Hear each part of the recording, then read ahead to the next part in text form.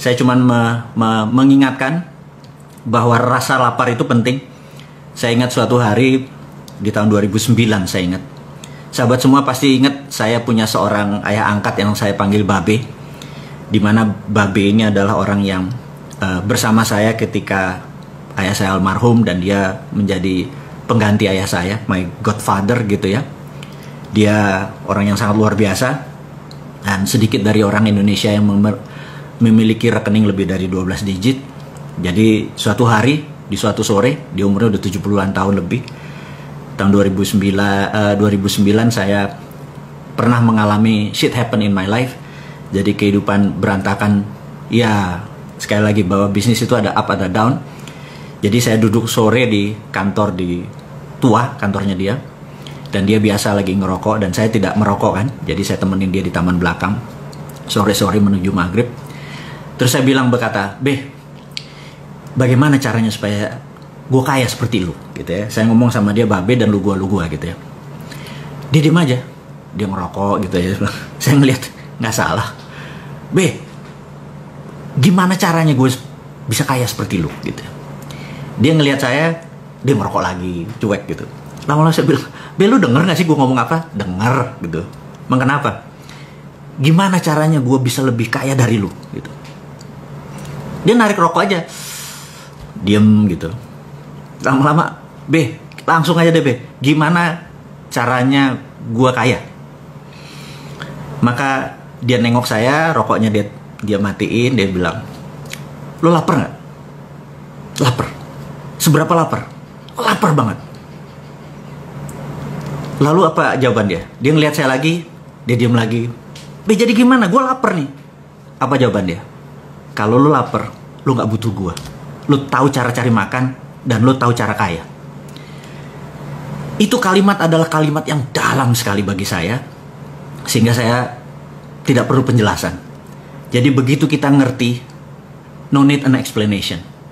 Tapi begitu kita nggak ngerti, berjuta penjelasan juga nggak akan pernah bisa mengerti. Perkataan itu sangat filosofis menurut saya. Dan sejak saat itu saya mengerti arti lapar. Jadi saya mengerti arti puasa. Saya mengerti artinya berat. Saya memandang lapar dari arti yang lain. Saya memandang puasa sejak saat itu dari arti yang lain. Jadi sahabat semua, menjadi lapar itu penting. Jadi how hungry you are, mungkin tema hari ini. Sekali lagi, seberapa lapar itu adalah program bawah sadar yang ada di Road to Billionaire. Jadi kalau sahabat berkesempatan untuk membeli dan menonton, kemudian menggunakan headset ya untuk pemrograman ini dan ulang-ulangi, program lapar itu akan menjadi bawah sadar Anda. Dan begitu Anda lapar, Anda ngelihat dunia dari sisi yang lain. Anda bisa melihat the other flip of coin. Anda bisa melihat sisi lain dari koin tadi. Dan peluang-peluang itu ada di sisi lain. Jadi sahabat semua, kita akan masuk ke acara hari ini. Kayaknya sudah cukup prolog dari saya. Sekali lagi, Assalamualaikum warahmatullahi wabarakatuh. Sahabat semua, kita akan mulai bicara tentang geopolitik dan geostrategi, di mana ini adalah acara menjadi ciri khas dari acara mingguan atau 2 mingguan. Dan terakhir kita membicarakan adalah Pancasila sudah selesai, jangan dibahas lagi. Jika ada yang membahas, Anda ingin merubah kedaulatan bangsa Indonesia, dan Anda berhadapan sama kita semua, sahabat Bosman Sontoloyo ini. Jadi pertama yang kita mau diskusikan, saya ada catatan dari ini adalah marahnya Pak Presiden kemarin, tanggal 18 sih marahnya, tapi 10 hari kemudian diluncurkan di media massa dan dipublikasikan. Bagi saya ini hanya mengingatkan sahabat saya ketika saya ini memiliki sahabat, dia adalah wakil ketua intelijen BIN-nya Malaysia. Dia sewaktu pemilihan menteri di bulan Oktober kemarin 2019, dia menelpon saya kaget juga, udah lama nggak berkomunikasi sama dia. Kemudian dia mengatakan bahwa brother, ini pemilihan menteri oleh presiden Anda kali ini berbahaya. Saya bilang, kenapa gitu ya? Nah, maaf, kita lompat sebentar teman-teman semua, bahwa di dunia shadow setiap hari kita selalu berdiskusi. Maaf, suara saya kedengeran nggak? Saya kok agak putus nih. Masih oke? Tes 1 dulu. Oke. Teman-teman, jadi sahabat saya itu mengatakan bahwa ada bahayanya pemilihan waktu itu. Jadi saya mau menceritakan tentang dunia shadow. Jadi di setiap negara, dunia intelijen itu selalu mengawasi negara lain. Jadi misalnya di CIA, di Langley, itu yang mengawasi kebijakan pemerintah Indonesia itu bisa lebih dari 10 doktor ilmu kebijakan ekonomi, psikologi, dan lain sebagainya. Jadi kalau ada kebijakan-kebijakan sebuah pemerintah, terutama Indonesia, dia bisa mereview. Dan kita tahu intelijen di negara-negara ASEAN juga melakukan hal yang sama, karena Indonesia adalah kakak nomor 1 ya kalau di cerita kungfu itu, atau kakak tertua di ASEAN. Jadi setiap kebijakan yang dilakukan oleh pemerintah Indonesia pasti dimonitor oleh negara-negara tetangga kita, karena kalau itu bisa berbahaya atau bisa mengganggu atau itu bisa menguntungkan, mereka harus mengantisipasi atau membuat langkah-langkah kerjasama kalau itu menguntungkan dan lain sebagainya. Jadi saya nggak tahu apakah di Indonesia masih segitu sensitif dunia intelijennya atau dunia shadownya, apakah masih mereview kenapa Filipina kemarin menyatakan mendukung Cina bukan mendukung Amerika, dan lain sebagainya. Ini harus hati-hati sekali saya membicarakan hal ini di publik. Tapi yang jelas teman saya, singkat cerita, adalah bahaya. Saya bilang, kenapa? Saya merasa heran kenapa Pak Jokowi waktu kemarin, jadi udah mengumumkan menteri itu, kenapa banyak memilih menteri yang dari orang kaya atau anak orang kaya. Jadi anak orang kaya itu adalah mereka yang sudah makan di piring golden platter sama silver spoon gitu ya. Mereka nggak tahu rasanya susah. Atau orang kaya, karena orang kaya itu melenakan atau terlena dengan kekayaannya sehingga mereka tidak sensitif lagi. Jadi mereka kalau ada kita tahu di ke depan tahun 2020, sekali lagi ini masih 2019, kalau krisis, kalau ada tindakan war, perang sama Amerika dengan Tiongkok, itu mereka harus orang-orang yang sensitif. Saya lihat mereka nggak terlalu sensitif nih gitu ya. Nah, saya waktu itu nggak percaya apa yang dia katakan, tapi saya mereview, oh iya dia anaknya Ano, oh dia kaya karena Ano, dan lain sebagainya. Sehingga waktu Pak Presiden kemarin marah bahwa sense of krisisnya dari para menteri ini tidak ada, saya jadi teringat kata-kata teman saya 9 bulan yang lalu yang mengatakan hati-hati, menterinya tuh nggak sensitif gitu ya. Jadi sementara kata-kata sensitif itu kata-kata yang penting, sehingga saya harus mengingatkan sekali lagi kepada para menteri, bukan para presiden, bukan pada Pak Presiden, bahwa kepada siapapun, para menteri, Anda yang dimarahi oleh Pak Presiden, Anda punya rasa, benar nggak? Saya sarankan Anda mundur kalau Anda yang ditarget oleh Pak Presiden. Atau kalau Anda bukan yang tidak ditarget, tetapi Anda merasa Anda tidak mampu, mundur. Karena sekali lagi, kami, rakyat, kita ini sudah capek Indonesia nggak pernah jadi juara dunia lagi. Atau nggak pernah jadi juara Liga Champion. Atau nggak pernah juara Asia. Atau antar kampung aja kita jadi nggak juara ini. Gitu. Jadi saya pikir sebaiknya kalau lagi pertandingan bola, menteri-menteri yang ditarget atau merasa dirinya tidak mampu, mundur. Gitu ya. Dan kenapa mundur? Karena kan Anda punya rasa. Anda lihat kayaknya saya nggak perform deh. Ya sudah, mundur aja. Lalu kepada menteri yang ditarget, mundur. Sekali lagi, ini bukan krisis. Ini udah extraordinary. Jadi kalau di masa ordinary, di masa ekonomi biasa saja, itu cara mengelola ekonominya gampang, cara mengelola negaranya gampang. Berdasarkan demand supply, berdasarkan boom bust. Kita tahu ekonominya lagi boom, lagi naik, atau lagi bust, lagi turun. Begitu lagi turun, suku bunga diturunin supaya terangsang lagi, dan lain. Begitu ketinggian, suku bunga dinaikin, uang lagi ditarik. Itu adalah teori ekonomi biasa, juga mengelola negaranya biasa.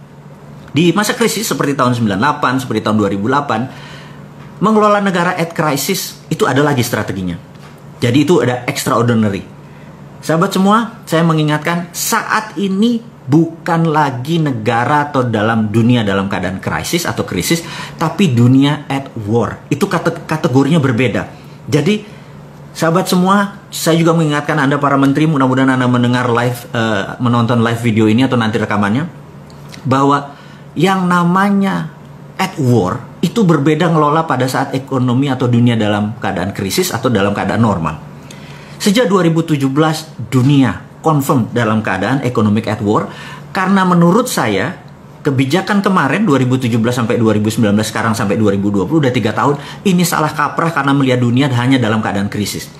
Tidak, sekali lagi ini dalam keadaan war. Saya sekedar mengingatkan, ketika Donald Trump dilantik Januari 2017, besoknya Pak Trump menaikkan anggaran militernya menjadi 700 billion dolar. Saya mau ingatkan, anggaran militernya 700 billion dolar. Padahal biasanya cuma 500, naik 200 billion. Saya hanya mengandaikan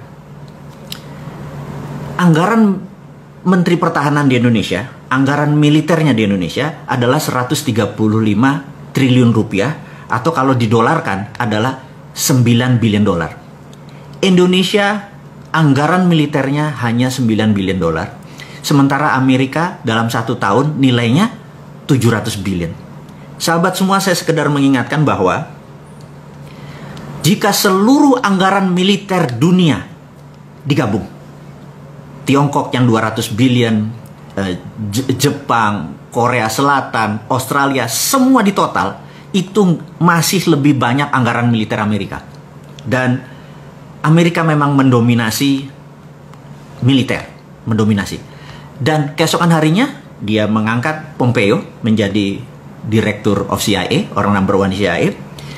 Dan kita tahu dunia militer itu ada 2. Yang satu kombatan atau perang atau pakai bedil, di mana 60% dari anggaran yang 700 billion tersebut untuk kombatan, yang 40% adalah untuk CIA operation.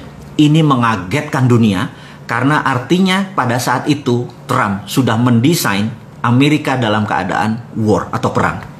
Disinilah preparationnya Amerika sudah matang. Kemudian 2017 akhir 2018 awal, Amerika declare trade war atau perang dagang karena Amerika dulu mendominasi dunia. Jadi gini, negara itu berdaulat kalau ada yang didominasi. Jadi contohnya Korea Selatan, dia mendominasi kecantikan, make up beautician.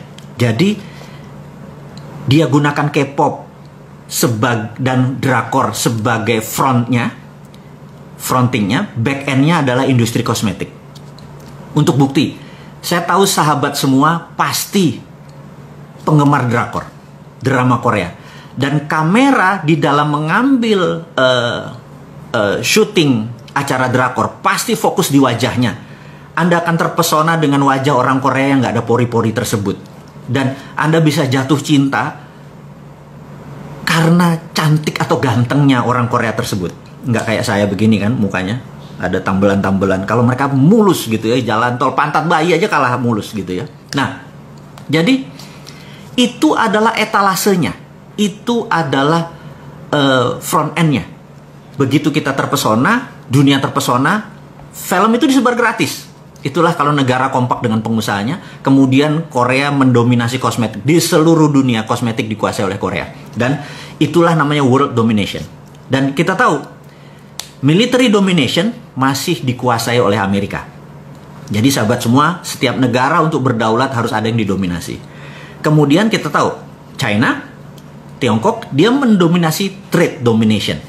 Jadi kita tahu bahwa kalau ditanya siapa yang menguasai perdagangan, Cina number one. Kemudian siapa yang menguasai mendominasi informasi teknologi, Amerika. Kemudian siapa yang mendominasi keuangan dunia, Wall Street, gitu ya.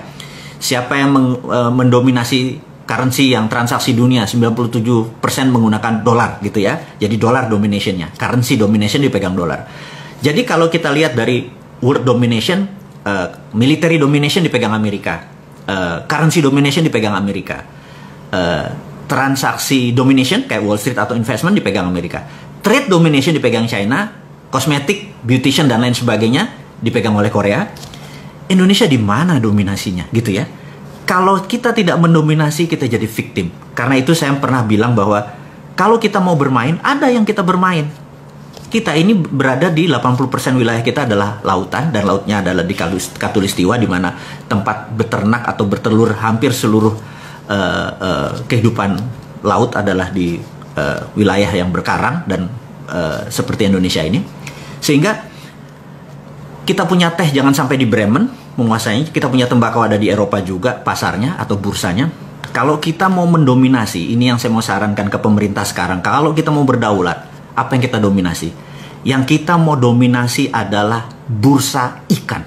Jadi kalau bisa, Indonesia menentukan harga ikan dori, harga ikan apapun, salmon, apapun itu. Karena kita bisa jadi raja ikan, dan ikan adalah binatang yang saat ini kita bisa mendominasi. Ada yang bilang mendominasi utang gitu ya. Sahabat semua, jadi kalau kita mau bernegara, mau menjadi negara berdaulat, seperti misinya kita, seperti impiannya kita, seperti tugas kita mengingatkan bernegara adalah, yuk menjadi negara berdaulat. Cara berdaulat adalah ada yang kita dominasi. Ingat, setiap sesuatu itu pasti ada pasarnya, dan setiap pasarnya ada bisnis modelnya. Dan kita tahu, military domination dipegang Amerika, kenapa kita mesti berkompetisi ke sana? Trade domination dipegang China, kenapa kita mesti menjadi negara pedagang juga, malah jadi victimnya China gitu ya. Jadi ini adalah sekedar usulan-usulan di mana sahabat semua mengerti bahwa niat kita mengingatkan pemerintah, karena saat ini saya merasa miris tidak ada satupun negarawan yang mengingatkan pada saat negara ini salah.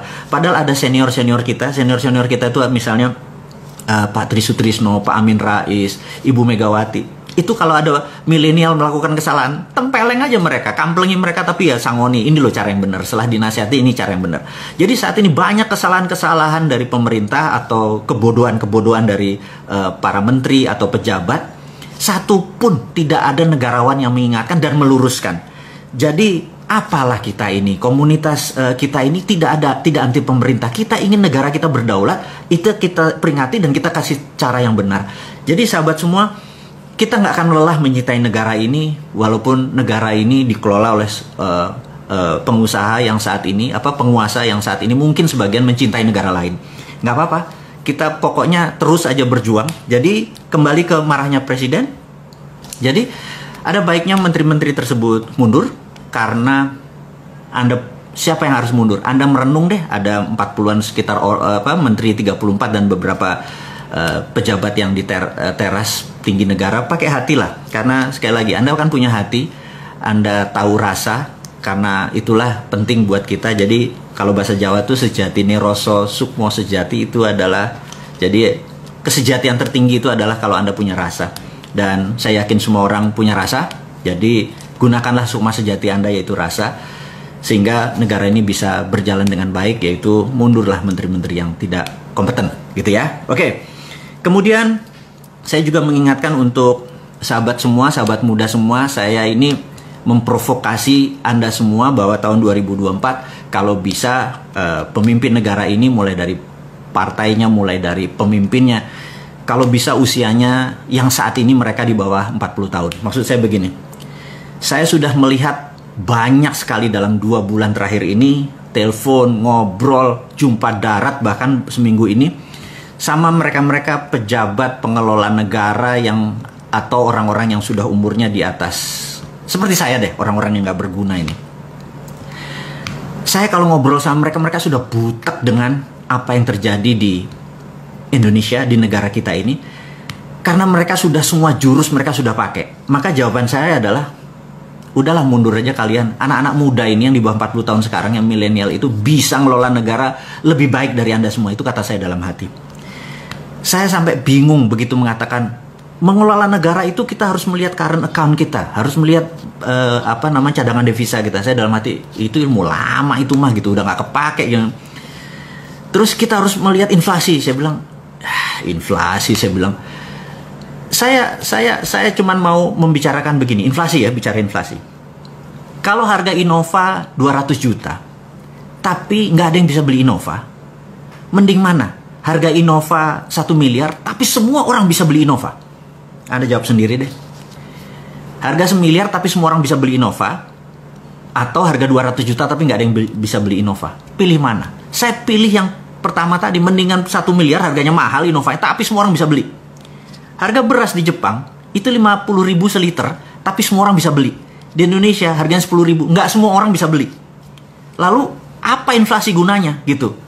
Bagi kita kan perut kita kenyang, bener nggak? Hati kita enak, bernegara dan berkehidupan jadi santai gitu.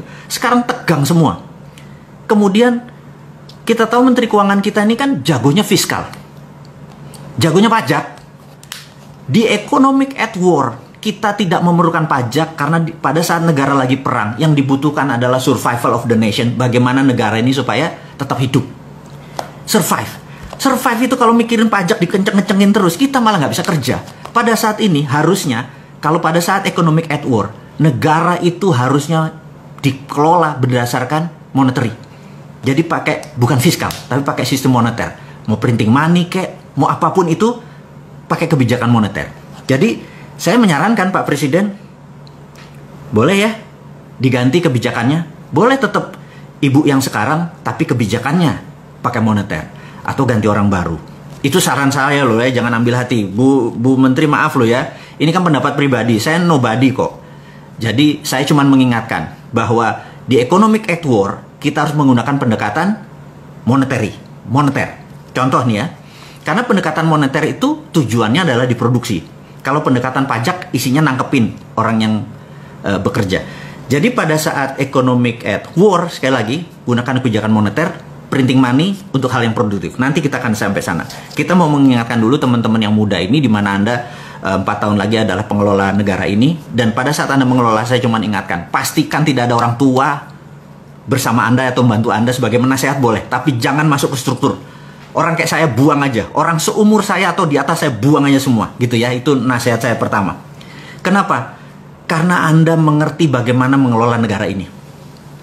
Jadi Anda lebih pas. Kenapa? Karena dunia saat ini terjadi resetting, terjadi decoupling. Decoupling adalah perubahan dari masa sekarang dengan masa depan. Jadi masa sekarang itu decoupling, masa depan itu beda sekali cara ngelolanya.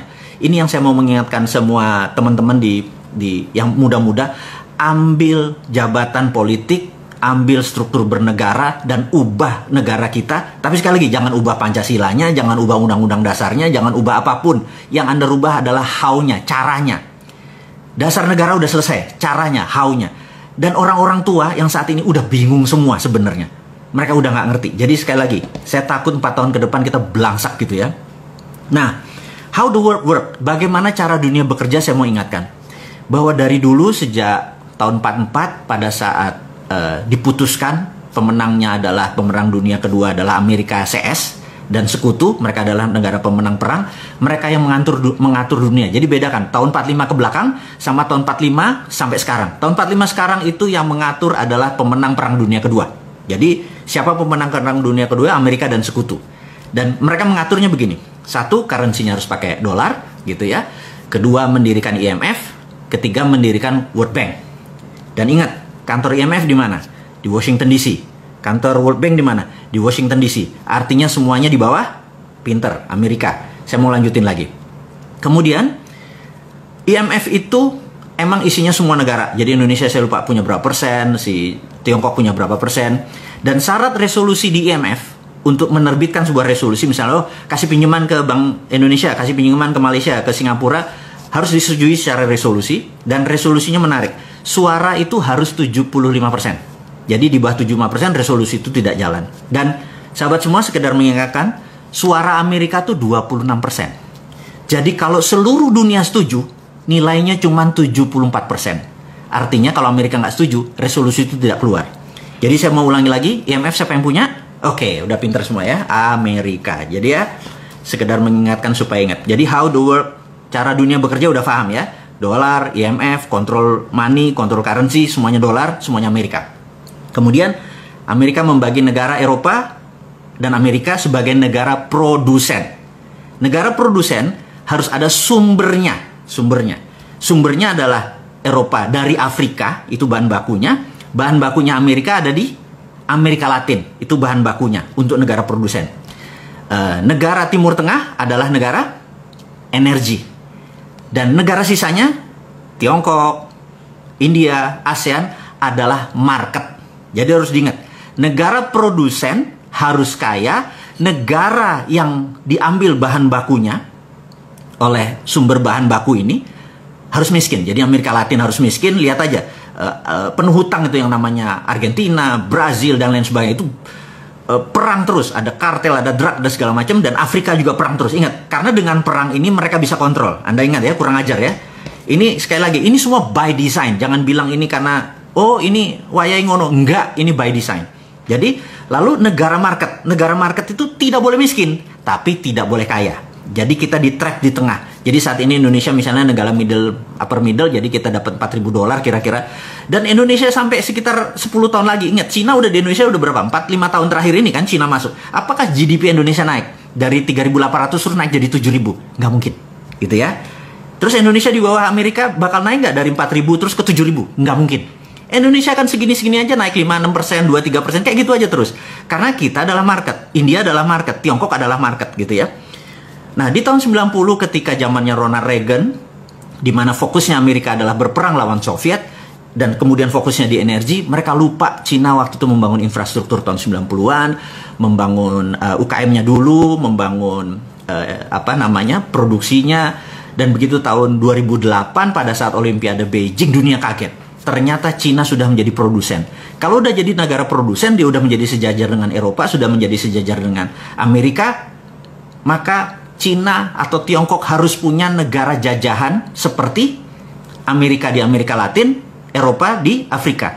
Sekarang pertanyaannya, siapa negara yang dijajah oleh Cina? Oke, Anda sendiri yang jawab. Saya nggak mau. Karena nggak mungkin Indonesia. Pejabat Indonesia pinter-pinter, orangnya pinter-pinter, nggak mungkin Indonesia. Kalau bilang Indonesia itu orang, itu fitnah itu, ya. Jadi Anda yang jawab. Anda yang jawab. Tapi Anda dalam hati tahu, anjrit, gue tahu tuh maksudnya bosman negara mana. Dan pejabatnya siapa, gue tahu gitu ya. Tapi wis, kita nggak usah ngegosip. Karena ngegosip itu nggak menyelesaikan masalah. Ini hanya mengajarkan, mengingatkan cara bernegara yang benar. Jadi sudah mulai mengerti how the world work gitu ya. Nah, karena itu kalau Amerika dan Eropa adalah negara pemenang perang, sekutu. Kalau dengan Cina, nah Cina ini lagi men-challenge Amerika, men-challenge dunia bahwa siapa yang jadi number one. Bagi saya adalah number one itu dominationnya Cina baru trade domination. Amerika masih mempunyai beberapa dominasi, yaitu teknologi, informasi, satelit, alat perang, dan lain sebagainya. Jadi kalau saya merasa kalau fisik mereka berperang, rasanya Amerika menang. Tapi sekali lagi, Cina negara yang sudah ribuan tahun budayanya berdiri, mereka pasti bermain. Nah, disinilah saya mau melihat bahwa Indonesia harusnya mengambil kesempatan di masa ini. Ini nanti kita akan sampai sana. Ini yang saya kok nggak diambil sih, goblok bener lu gitu ya. Nah, jadi begini. Saya sekedar mengingatkan, COVID hari ini kita harus diskusikan dulu sebelum kita masuk ke topik yang lain. COVID ini begini, terlepas dari Anda percaya bahwa COVID itu konspirasi atau COVID itu biologi, out of control, gitu ya. Terserah. Tapi kita mikir yang netral aja. Anggap ini adalah memang biological event atau peristiwa maha dahsyat pandemik, memang biologi. Nggak ada yang mengendalikan, nggak ada. Jadi kita anggap kita adalah orang baik yang tidak punya persepsi buruk. Kita menganggap ini adalah kejadian yang normal. Oke. Kalau kejadian yang normal, maka untuk mengobati atau dunia vaksin itu dunia virus itu obatnya adalah vaksin. Jadi menurut pengalaman, vaksin itu kira-kira 12 sampai 18 bulan. Jadi kalau kita anggap bulan Januari 2020 dunia berkompetisi untuk membuat vaksin COVID, maka kira-kira tercepat adalah Januari 2021. Gitu ya. Seluruh dunia saat ini sedang melakukan hal yang sama, bagaimana menciptakan vaksin untuk mengalahkan COVID. Jadi kalau 2021 katakanlah negara Prancis atau katakanlah Singapura duluan ternyata menemukan COVID tersebut, vaksin COVID tersebut. Jadi begitu dia menemukan di Januari 2021, kemudian dia akan mencetak secara komersial. Jadi dia akan membuat pabrik, dia akan menambah produksi dan lain sebagainya. Kira-kira tambah 6 bulan. Jadi Juli 2021 baru vaksin itu untuk negaranya dan daerah sekitarnya. Dan kira-kira untuk merata di seluruh dunia atau the rest of the world, ini kira-kira memakan waktu sampai Desember 2021. Sahabat semua, Desember 2021 itu waktu yang lama. Ingat, baru 6 bulan aja dari Januari, ya, dari Januari sampai sekarang. Zara salah satu ini baju Zara rasanya. Zara sudah menutup 1.200 outletnya di seluruh dunia. Airbnb yang tadinya 12 tahun ini menguasai dunia hospitality di luar hotel liar, tahu-tahu musnah hanya dalam 6 minggu, gitu ya. Dan kita tahu Patek Philippe, Rolex, Hermes, Chanel, barang-barang mewah tadi ya, Ferragamo dan lain sebagainya berhenti produksi. Karena barang mewah saat ini orang nggak mau pakai Chanel, nggak mau pakai Gucci, mau ngapain loh gitu ya, nggak kemana-mana gitu. Walaupun sekarang COVID sudah selesai atau banyak yang melepas PSBB-nya, tapi COVID-nya belum hilang dan banyak orang-orang yang merasa ntar aja deh gitu ya. Jadi ada perusahaan misalnya Unilever katanya kemarin itu baru mulai ini operasi kantornya, toto ada yang kena COVID, kantornya tutup lagi, work from home lagi, dan ini terus menjadi bergilir sehingga ekonomi Indonesia di 6 bulan ke depan ini sangat genting. Ini akan menjadi downtrend turun. Jadi saya mengingatkan sahabat semua, kalau Anda punya uang jangan invest dulu, ganti ke dolar atau ganti ke emas gitu ya, terutama emas. Hati-hati, jangan, oh ini tanahnya murah, dia punya di bank nih harga 200 juta nih, cuma selalu sabar, 6 bulan lagi jangan tinggal 50 gitu ya, sabar. Sekali lagi saya hanya mengingatkan bahwa ini worst scenario, mudah-mudahan tidak terjadi. Jadi apa yang terjadi kalau shit happen, Anda udah punya plan B-nya. Sekali lagi sahabat semua, saya ngomong begini kelihatannya menyeramkan, tetapi memang berangkatnya saya dari trade analysis. Saya melihat apa-apa dari worst scenario, dari skenario terburuk, dari trade analysis. Kalau itu bisa diselesaikan, ya sudah, kita aman gitu ya. Tapi kalau kita nggak tahu, jangan sampai gini loh. Saya tuh kadang-kadang kesel sama pejabat sekarang ya. Jadi di bulan Januari kita underestimate terhadap COVID. Februari masih underestimate. Jadi sebelum peristiwa terjadi, kita tuh underestimate terhadap apapun. Tapi begitu sudah terjadi, kita overestimate. Jadi begitu Januari underestimate, atau Maret ada, paniknya kayak besok mau kiamat. Kita overestimate. Terus sekarang balik underestimate lagi, gitu ya. Sama seperti, akan pernah nggak di Laut Natuna Utara? Saya nggak mau lagi menyebut Laut Cina Selatan. Laut Natuna Utara gitu ya. Enggak mungkin perang lah, mereka damai segala macam. Tapi kita underestimate, begitu perang beneran, kita overestimate gitu ya. Di zaman Pak Harto, di zaman senior-senior kita, itu terbalik. Sebelum kejadian mereka overestimate. Begitu kejadian mereka udah tahu counternya gitu ya. Kembali kita sama, kita sekarang overestimate aja dulu deh. Anggap COVID ini sampai 2021 baru selesai. Anggap itu dulu, vaksinnya baru ada. Jadi kita harus udah nyiapin 1,5 tahun ke depan ngapain. Overestimate, kalau nggak kejadian nggak apa-apa gitu ya. Nah, kembali ke apa yang harus dilakukan. Jadi saat ini, sekarang kita balik. Kita tambah lagi, bukan dibalik. Gimana kalau benar-benar COVID ini ada skenarionya? Ada globalis yang ingin mengontrol dunia, yang merasa bahwa negara itu less important, nggak terlalu penting. Control the people itu yang menjadi penting. Dan mereka menganggap cara mengontrolnya adalah dengan memberikan reign of terror. Atau mengirimkan teror, dengan teror tersebut dunia panik. Dunia panik akhirnya solusinya di mereka. Teknologi, medicine dan lain sebagainya. Jadi kalaupun mereka ini by design, kapan vaksinnya keluar? Mereka pasti udah punya vaksinnya gitu ya. Kapan vaksinnya keluar? Vaksinnya keluar adalah 2 bulan sebelum vaksin kompetitornya datang. Kenapa? Karena ngitungnya begini. Saat ini di dunia ada 11 juta terpapar, di Indonesia ada 65 ribu hari ini gitu ya. Itu adalah Juli, akhir diperkirakan Indonesia mungkin 100 ribu, dunia kira-kira 20 juta. Di akhir 2020, dunia kira-kira mencapai 50 juta. Di pertengahan Juli 2021, mungkin sekitar 300-an juta. Dan diperkirakan akhir 2021, 1 miliar manusia terpapar oleh COVID.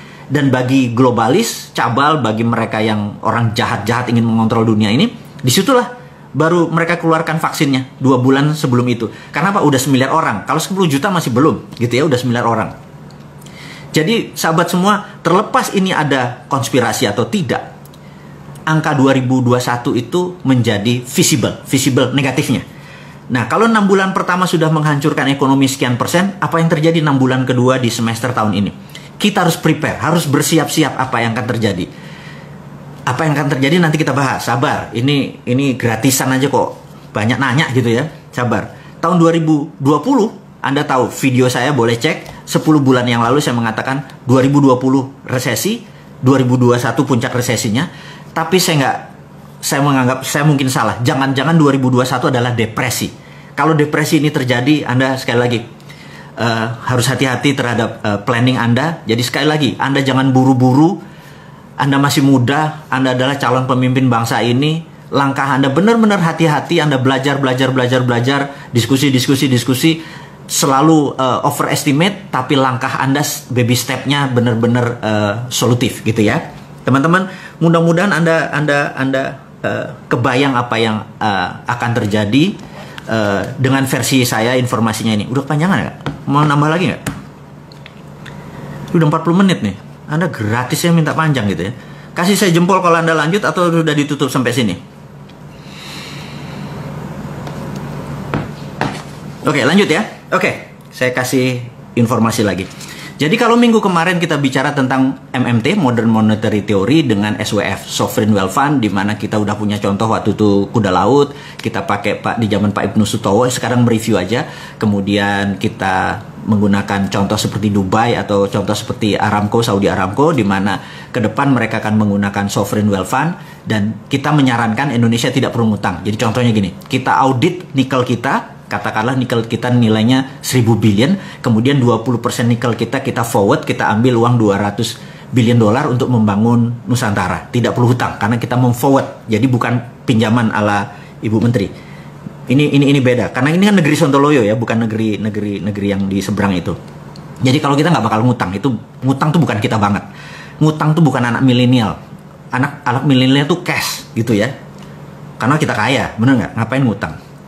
Terus kedua adalah mengenai printing money. Printing money ini menjadi penting. Jadi kita tahu generasi tua di atas kita ini takut sekali sama namanya inflasi. Karena mereka pernah merasakan susahnya inflasi. Atau negara tidak dikontrol seperti tahun 98, inflasi sangat cepat sekali sehingga barang-barang nilainya menjadi tak bernilai.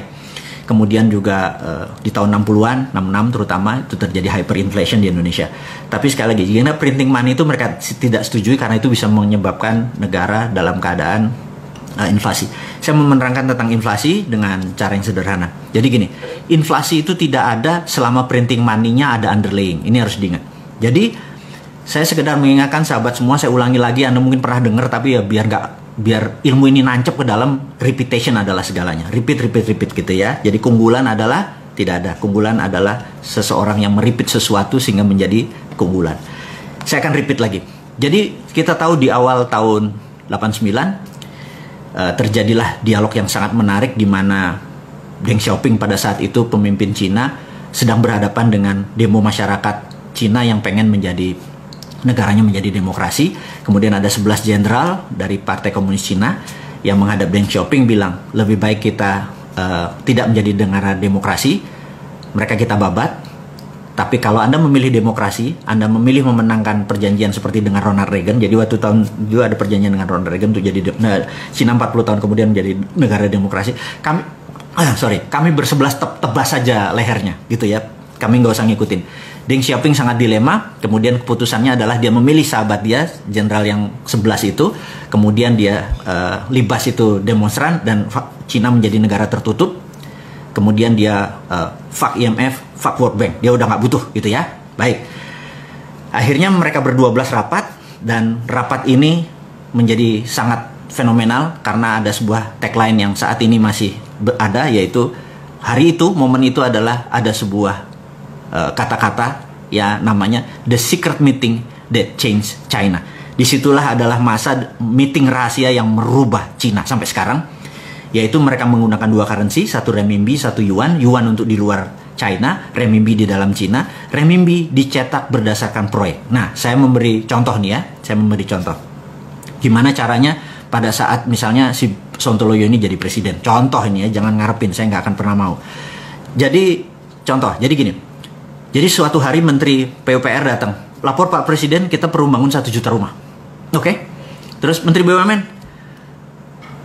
Anda perlu berapa? Perlu 100 triliun Pak. Oke. Menteri Keuangan, print 100 triliun, kasih Menteri BUMN, kemudian Menteri BUMN itu akan membagikan uang 100 triliun itu kepada pabrik, misalnya pabrik baja untuk besi, pabrik kusen kayu, pabrik paku, pabrik bata, dan semua tidak boleh ada unsur impor. Jadi semuanya lokal, dan begitu bangunan itu dibangun, jadi tidak boleh ada bunga. Orang bayar tidak boleh ada bunga. Kemudian tidak boleh harga dinaikkan. Jadi misalnya 1 meter persegi dari bangunan tersebut adalah 3 juta per meter, makanya 100 meter persegi ya 300 juta. As it is. Kemudian begitu masyarakat membeli, uang itu diambil, Menteri BUMN kasih ke Menteri Keuangan. Setiap uang masuk, bakar. Setiap uang masuk, bakar. Kemudian 5 tahun kemudian begitu gedung jadi, gedung itu dibeli oleh masyarakat, uangnya masuk lagi, bakar senilai yang sama. Apa yang terjadi? 100 triliun tersebut dibakar. Kemudian underlay-nya adalah perumahan yang 1 juta unit tadi. Inflasinya di mana? Nggak ada.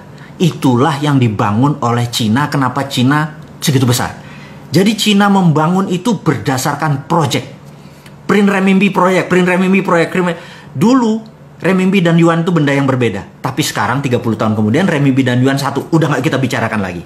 Nah, kemudian begitu Amerika saat ini perang sama Tiongkok, apa yang dilakukan oleh Amerika? Amerika bisa melakukan dollar reserve value. Apa itu dollar reserve value? Dollar reserve value itu begini. Cadangan devisanya Cina berupa dolar sekitar berapa? 2 triliun dolar atau 2000 billion. Apa yang terjadi kalau dolar dipotong jadi separuh sehingga nilai devisa dia menjadi separuh? Indonesia yang 130 billion dolar dipotong separuh, ya bubar Indonesia ini langsung, nggak bisa beli minyak, nggak bisa beli pangan dan lain sebagainya. Jadi sangat sensitif begitu devisanya dipotong. Apa yang Cina lakukan saat ini? Dia menciptakan e-renminbi. E-renminbi ini adalah digital renminbi, new printing money.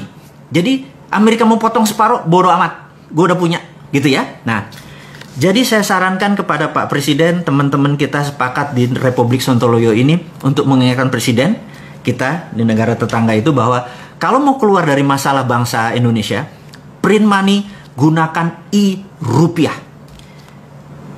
Base-nya apa? Kalau e-rupiah kan digital, gunakan blockchain. Karena blockchain itu kan trusted open ledger, sehingga uang keluar kemanapun bisa. Waktu kita menganggap ini sudah cukup beredarnya, kita tarik kembali dengan strategi blockchain, ketarik juga. Sehingga tidak ada inflasi.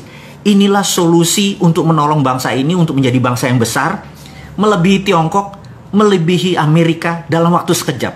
Jadi, hater dan buzzernya Bosman itu adalah kaki tangannya Amerika dan Tiongkok yang tidak pengen Indonesia berdaulat.